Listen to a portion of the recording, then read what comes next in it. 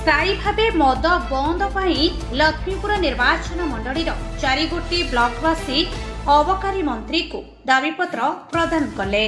गत किछि वर्ष मध्य आमे मद्यपान संबंधी घटना एवं एहार कुप्रभाव हेतु स्वास्थ्य समस्या जोगु अनेक प्रियजन स्वामी भाई पिता को हराइछु।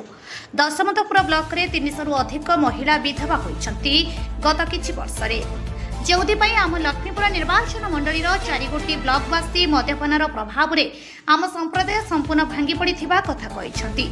विशेषकर स्थानीय लाइसेंस प्राप्त एवं अण लाइसेंस प्राप्त मद दुकान में बिक्री होउथिबा नकली एवं निम्नमानर मद हेबा द्वारा एही प्रकार असुविधार सम्मुखीन हेउछु।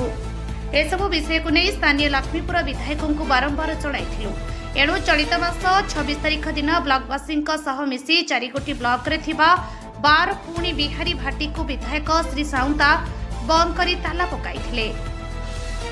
ए खबर प्रचार प्रसार हेबा परे ब्लॉकवासी पुणी लक्ष्मीपुर निर्वाचन मंडल रे बसवास करुथिबा निरीह आदिवासी तथा अन्य वर्गर समस्तक मुहरे हस फुटिबा सहित खुशी होइथिले। किंतु एहर गोटे दिन भितर ही जिला प्रशासन एकपाखिया भावे बीजेपी नेता और कर्मी कथा को गुरुत्व दे ताला खोलिबा अंचलर निरीह आदिवासी को अति दुखित करने सहित पुणी थे मृत्युमुख को ठेलुथिबा कही विरोध करी आज कोरापुट जिला स्थित लक्ष्मीपुर निर्वाचन मंडल 4 गोटी ब्लॉक बासिंदा कोरापुट पुलिस अध्यक्ष जरिया अबकारी मंत्री को चिठी देइथिबा देखा मिली। प्रशासन ए प्रकार कार्य को 4 गोटी ब्लॉक विभिन्न महल में नापसंद करने देखा मिली।